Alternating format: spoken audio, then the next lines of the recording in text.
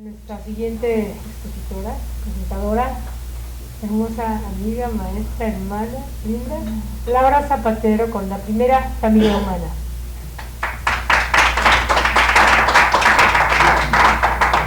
Realmente soy la voz de un trabajo que se realizó en Urantia, Perú. Lo elaboró Gabriela Condorchúa y su esposo Rubén, lo presentaron en la Sala de Brasil. Me gustó mucho y pues les voy a leer mucho porque realmente son datos históricos, informativos y no hay como que mucho que moverle. Miren, en el documento 36 los portadores de vida nos hablan de que la vida no se origina espontáneamente. La vida es construida según planes formulados por los no revelados arquitectos del ser y aparece en los planetas habitados por importación directa o como resultado de las operaciones de los portadores de vida de los universos locales.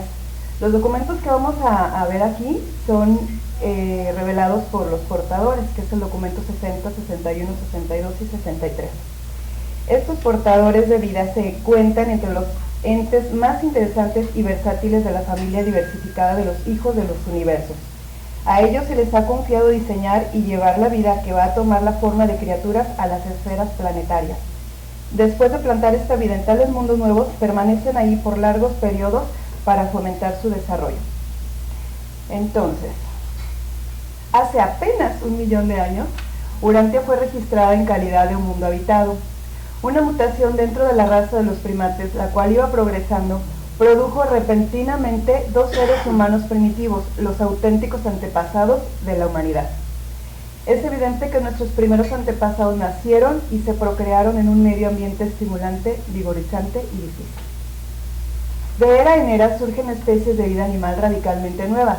No evolucionan a consecuencia de la acumulación gradual de pequeñas variaciones, sino que despuntan a fuerza de órdenes de vida nuevos, hechos y derechos, y aparecen repentinamente. La aparición súbita de especies nuevas y órdenes diversificadas de organismos vivientes es del todo biológica, estrictamente natural. No hay nada de lo sobrenatural vinculado con estas mutaciones genéticas. Aquí lleva un poquito de historia. Hace 50 millones de años, las áreas terrestres del mundo se hallaban en general por encima del agua solo un poco sumergidas. A principios de este periodo apareció súbitamente en Norteamérica el tipo de mamífero placentario, de placenta, investigué la palabra, lo cual constituyó la evolución más importante hasta este momento. Habían existido órdenes anteriores de mamíferos no placentarios, pero este tipo nuevo surgió de golpe, directa y súbitamente del predecesor reptil ancestral, cuyos descendientes venían persistiendo a través de los tiempos hasta la decadencia de los dinosaurios. El padre de los mamíferos placentarios fue un dinosaurio del tipo pequeño, sumamente activo, carnívoro y saltador. Los lémures primitivos, relacionados con la descendencia de la especie humana, no estaban directamente emparentados con las tribus preexistentes de gibones y monos que vivían entonces en Eurasia y África del Norte, y cuya progenie ha sobrevivido hasta el presente. Los antepasados inmediatos de los primeros seres humanos. Hace alrededor de 1 millón de años, los antepasados inmediatos del género humano aparecieron por primera vez 3 mutaciones sucesivas y repentinas, siendo el resultado de la raza primitiva del tipo lémur de los mamíferos placentarios. Un poco hacia el oeste de la India, sobre tierra que presentemente está sumergida y entremezclados con la cría de animales emigrados al Asia, descendientes de los tipos norteamericanos de lémures, aparecieron repentinamente los mamíferos protohumanos. Aquí puse en esta parte de la India. Estas eran criaturas activas que medían cerca de 1 metro de altura, eran peludos y ágiles, balbuceaban al estilo monesco.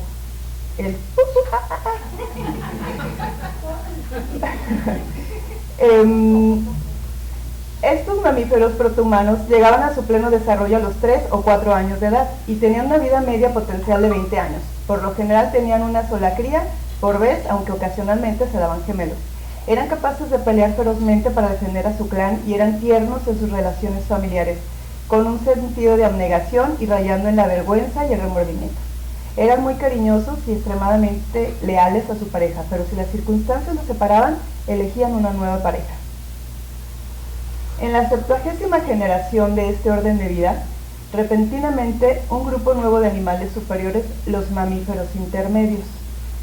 En la carrera de los mamíferos protohumanos moraba una pareja superior de estas ágiles criaturas encaramada en la copa de un árbol, y ahí nacieron gemelos, un macho y una hembra. En comparación con sus antepasados eran criaturas verdaderamente hermosas.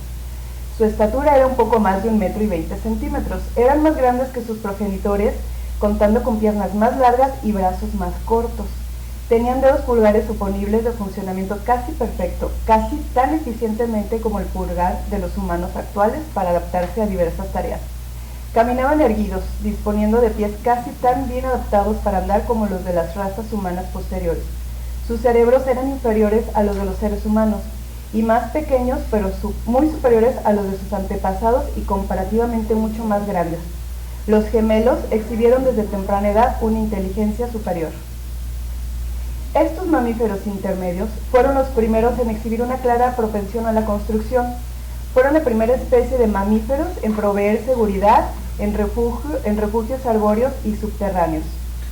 Poco tiempo después de terminar de construir su casa, esta pareja veterana de tantas luchas llegaron a ser los orgullosos padres de gemelos, los animales más interesantes e importantes que jamás hubieran nacido en el mundo hasta entonces, pues eran los primeros de la especie nueva de los primates, el próximo paso virtual a la evolución prehumana.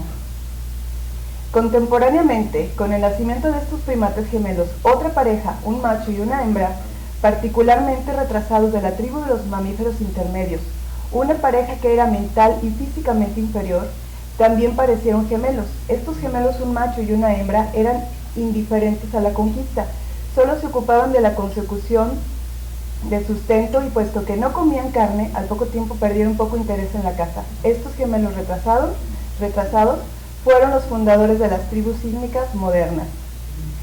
Una tribu en la cual ocurrieron los nacimientos contemporáneos y la subsiguiente segregación de dos parejas de gemelos, la pareja inferior destinada a producir los tipos modernos de mono, babuino, chimpancé y gorila, la pareja superior destinada a continuar la línea de ascenso que llegó a ser, por evolución, el hombre mismo. De este modo, se ve fácilmente que el hombre y el mono están emparentados solo porque los dos descendieron de mamíferos intermedios. El hombre moderno y los simios, en efecto, descendieron de la misma tribu y especie, pero no de los mismos progenitores. Los antepasados del hombre descendieron de los especímenes superiores de lo más selectivo que quedó de esta tribu de los mamíferos intermedios. Mientras que los simios modernos son los descendientes de la pareja ínfima de este grupo de mamíferos intermedios, una pareja que solo sobrevivió por haberse escondido en un retiro subterráneo depósito de alimentos por más de 2 semanas durante la última batalla encontrada en su tribu. Aquí es donde nos separamos, ¿verdad? La pareja de... ¿Perdón? Aquí es donde nos separamos porque aquí es donde ya los mamíferos intermedios superiores nos van a hacer la cadena hacia el hombre y los ínfimos hacia la familia de los simios. Aquí es donde ya nos separamos, nada de que salíamos de los simios. Esto nos lo aclara el libro de Urantia en el documento 62. Estas criaturas fueron de una índole insólita, los primates. Tenían aún menos pelos en el cuerpo que sus padres. De muy pequeños ya insistían en caminar erguidos. Sus antepasados siempre aprendían a caminar sobre las patas traseras, pero estos primates gemelos se hirieron desde el principio. Alcanzaron a medir más de 1,5 m de altura. Sus cabezas crecieron más en comparación con las de los demás de la tribu. Aprendieron a temprana edad a comunicarse el uno con el otro por medio de señas y sonidos. Nunca pudieron hacer que su pueblo entendiera estos símbolos nuevos. Las dimensiones del esqueleto de esta especie nueva eran muy similares a las de las razas humanas primitivas. El tipo humano de mano y pie había llegado a su pleno desarrollo. Estas criaturas sabían caminar y hacer correr tan bien como cualquiera de sus descendientes humanos superiores. Posterior. Cuando vemos el esqueleto de un chimpancé y el del humano, está exactamente igual, solamente estos huesos llegan hasta el suelo, o sea, son muy largos, por eso los vemos así. Entonces esta raza pues ya empieza a desarrollar como más la estructura de los cuerpos humanos. Aunque los primates diferían poco de sus predecesores en cuanto a su naturaleza emocional, exhibían una tendencia más humana en todas sus propensiones. Fueron efectivamente animales espléndidos y superiores que alcanzaban la madurez a los 10 años de edad y cuya vida natural máxima era de unos 40 años. Aquí está una gráfica de esta historia donde el lémur norteamericano da a los mamíferos protohumanos, los mamíferos intermedios, y aquí es donde nos separamos. La huida. Ahora pues, tras casi 900 generaciones, fíjense, de repente en la 70 generación apareció, ahorita en 900 generaciones, o sea, aún a pesar de que ya se estaba dando la vida, no es tan espontáneo como le sacaron una costilla y de ahí nació la mujer, y o sea, es todo un proceso bien emocionante. Tras casi 900 generaciones de desarrollo, abarcando alrededor de 21.000 años desde el origen de los mamíferos protohumanos, los primates súbitamente dieron a luz a dos asombrosas criaturas, los primeros verdaderos seres humanos. Andón y Fonta. Ya habían preparado un tosco refugio en las capas de los árboles a una media jornada hacia el norte. Este fue su escondite seguro y secreto durante el primer día fuera de los bosques natales. Se aventuraron a partir en el viaje hacia el norte poco antes del anochecer. Además de requerirse una valentía inusitada para que emprendieran este viaje nocturno, acertaron en concluir que era menos probable hasta el plenilunio que descubrieran su ausencia, así que poco después de la medianoche lograron llegar a salvo a un lugar de reunión anteriormente dispuesto. A medida que viajaban hacia el norte, las noches se tornaban cada vez más frías. Ya se habían visto obligados a valerse de pieles animales para el calor que ésta les ofrecía. Ya habían estado preparando este refugio, pero pensaron que era mejor salir en la noche para que no fueran detenidos o atacados por sus parientes más tremendillos, ¿no? Entonces, pues viajaron por toda la noche, a pesar de que tenían el mismo miedo que tenían sus antecesores a la tierra, o sea, andar en piso. Por eso es que se refugiaban en las copas de los árboles, porque había mucho peligro de los otros animales. Entonces dijeron, pues nos da miedo en la noche porque no sabemos ni qué, y digo, el libro relata que aún con luna llena, pues la visión pues no era tan buena, ¿no? En muchos aspectos, Andón y Fonta fueron la pareja más extraordinaria de seres humanos que jamás hubiera vivido en la faz de la tierra. Esta pareja maravillosa, que vienen a ser los padres de todo género humano. Son dos notables criaturas. Estos dos notables criaturas fueron verdaderos seres humanos. Contaban con los dedos pulgares perfectamente humanos, como los habían tenido muchos de sus antepasados. Tenían los pies tan perfectos como los de las razas humanas presentes. Caminaban y corrían, no trepaban. Cuando el peligro les inducía a subirse a las copas de los árboles, trepaban como lo harían los humanos de hoy en día. Estos primeros seres humanos y sus descendientes alcanzaban la plena madurez a los 12 años de edad. Tenían una vida media potencial de unos 75 años. Muy pronto aprendieron a practicar la comunicación verbal. A los 10 años ya habían inventado y mejorado el lenguaje de señas y palabras. Andón es el nombre nevadónico que significa la primera criatura a semejanza del Padre en exhibir el ansia humana por la perfección. Fonta significa la primera criatura a semejanza del Hijo en exhibir el ansia humana para la perfección. Andón y Fonta nunca conocieron estos nombres hasta que se les confirieron al fusionarse con sus ajustadores del pensamiento. Durante toda su estancia en Urantia, se llamaron Sontaan y Sontaen.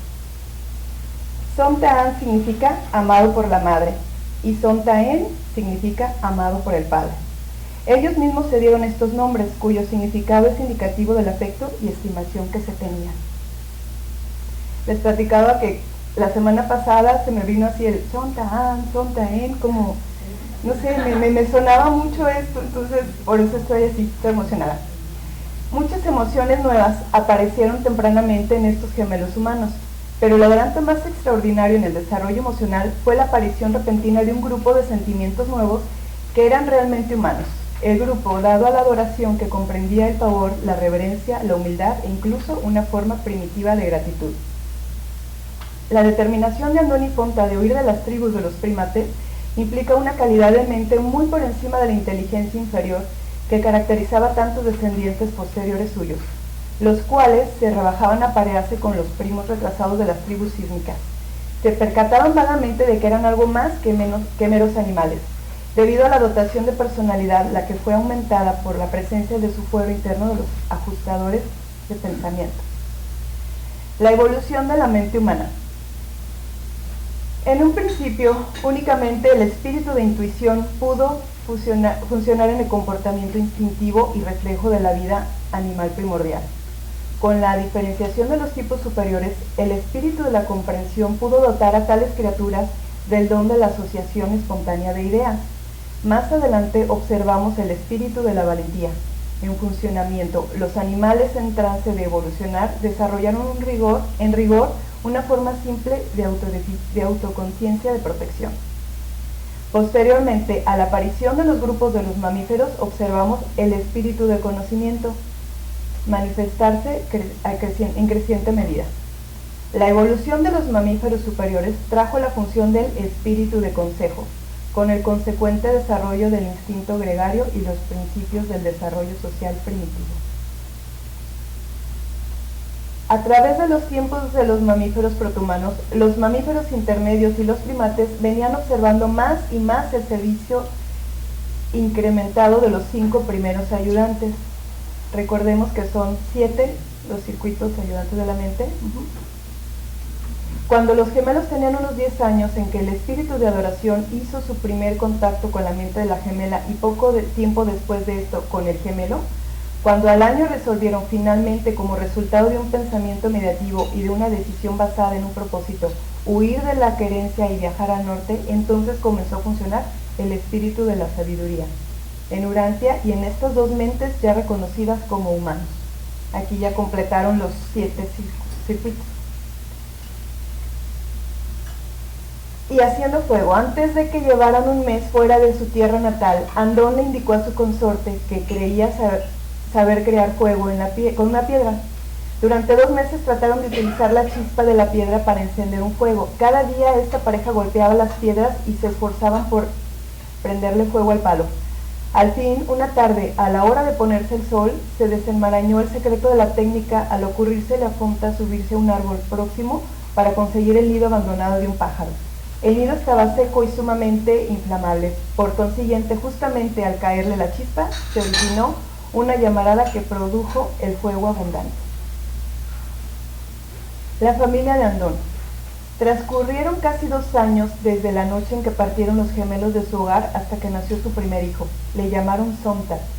Sontag fue la primera criatura en Urantia que fue envuelta en cubiertas protectoras al nacer. La raza humana había comenzado. Aquí ya empezaron a tener como el cuidado más delicado hacia un cuerpo que se iba a tornar cada vez más frágil. Andón y Fonta tuvieron 19 hijos en total y vivieron para disfrutar de la compañía de casi media centena de nietos y media decena de bisnietos. Andón y Fonta se afanaban innecesariamente por criar y elevar el clan.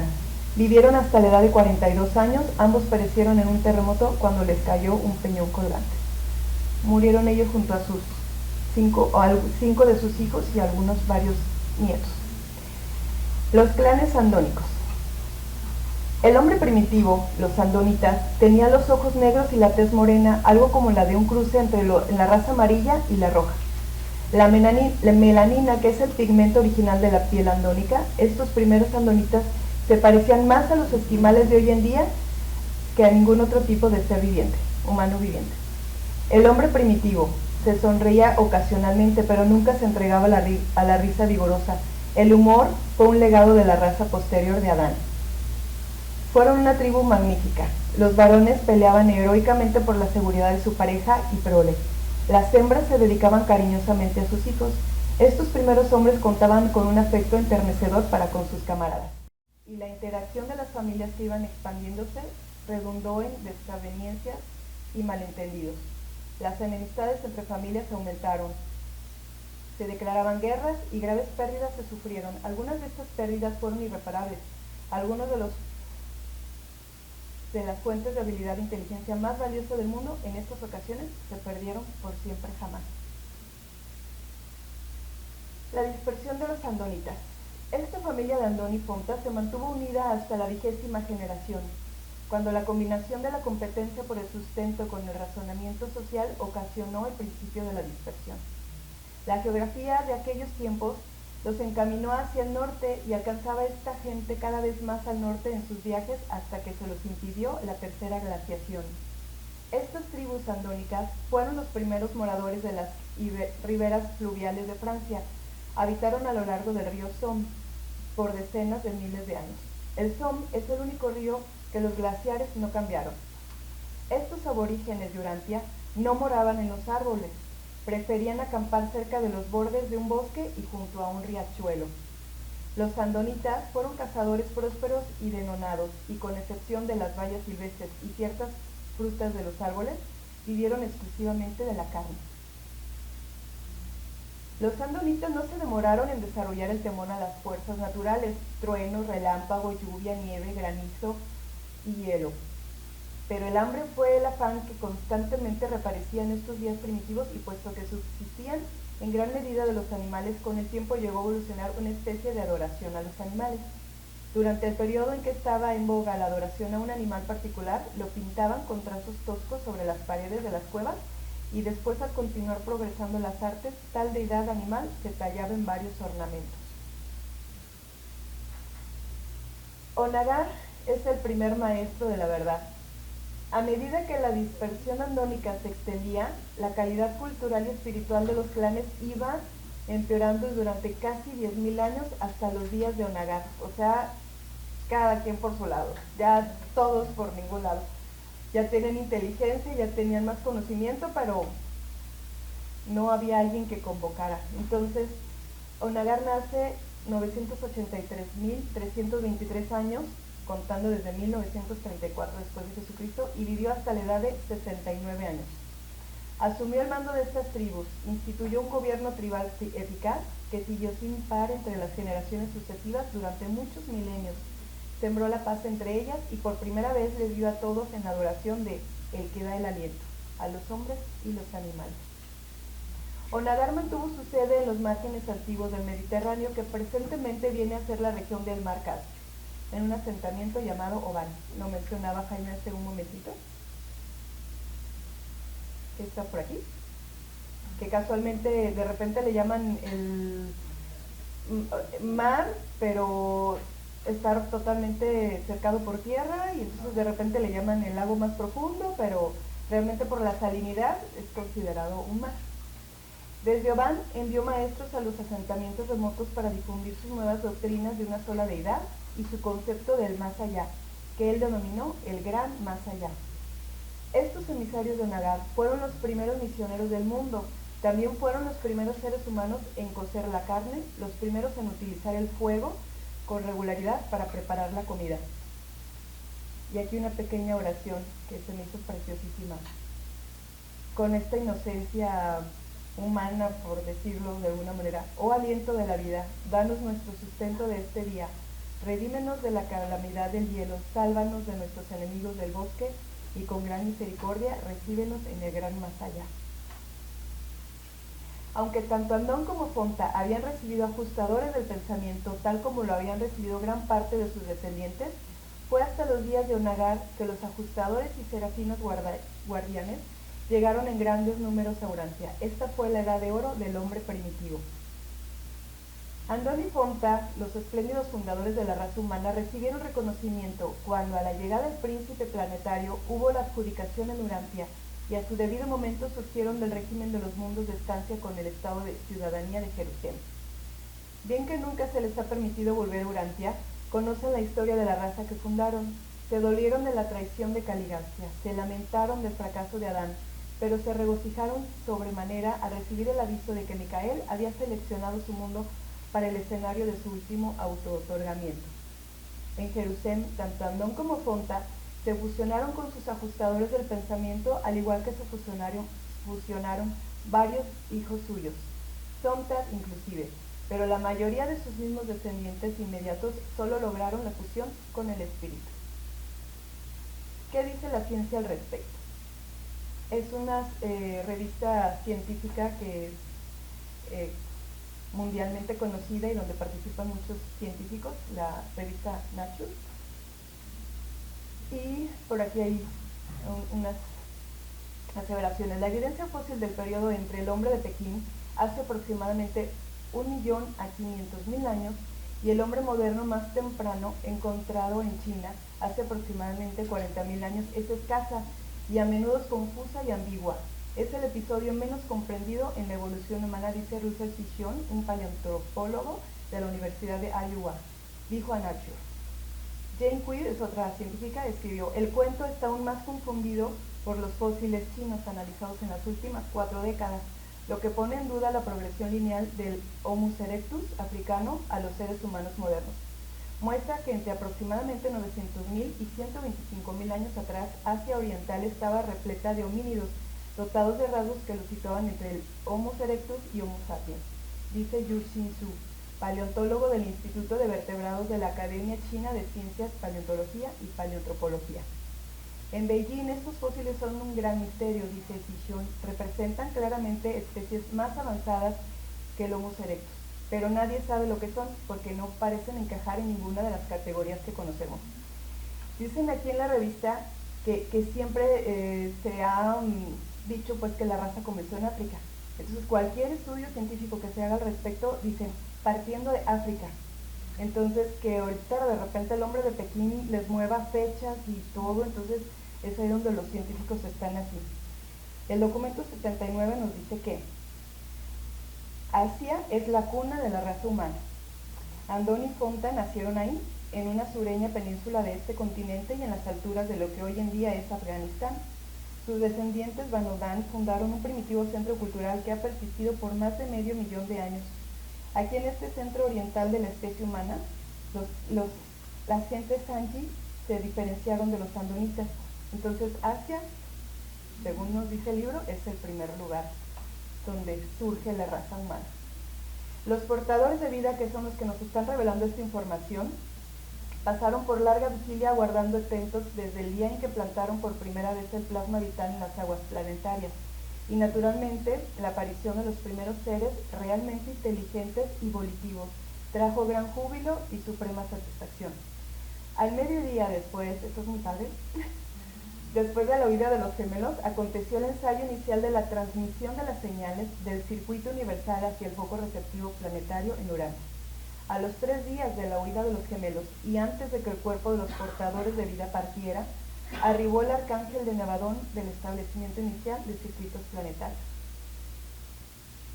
Los portadores de vida llegan, implantan el plasma de la vida y se quedan hasta que no tienen autorizado intervenir en la toma de decisiones o lo que sea. De repente pueden modificar un poquito los caminos que ha de seguir el humano para que tome las mejores decisiones, pero no pueden transmitir algo de ellos, no pueden modificar, influir, exacto. Pero ya una vez que ellos han tomado sus decisiones, que los 7 circuitos ya están y que existe esta comunicación, es cuando ellos tienen el permiso de retirar. Fue un día dichoso y significativo en Urantia, cuando en torno al polo planetario de comunicación espacial se reunió nuestro pequeño grupo y recibió el primer mensaje de Salvington mediante el recién establecido circuito planetario de Mente. El mensaje a los portadores de vida. Saludos. Comunicamos la afirmación del gran gusto en Salvington, Edentia y Jerusalén, en honor del registro en la sede central de Nevadón, de la señal de la existencia en Urantia de la mente volitiva. Se ha notado la decisión ex proceso de los gemelos de huir hacia el norte y de segregar su prole de los antepasados inferiores. Esta es la primera decisión de la mente, de tipo humano de mente, en Urantia y automáticamente establece el circuito de comunicación por el cual este mensaje inicial de reconocimiento se está manifestando, transmitiendo.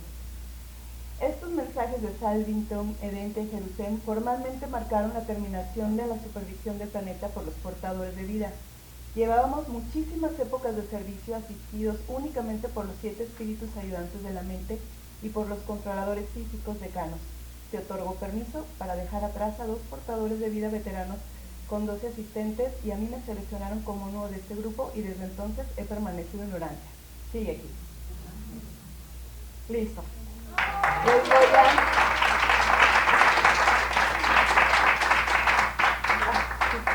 como me encantó tanto esto, ahora quiero que nos veamos un poquitito como ellos. Solamente un poquitito. Bueno, los que tienen moñito y me lo pusieron azul durante. Me pusieron moñito azul.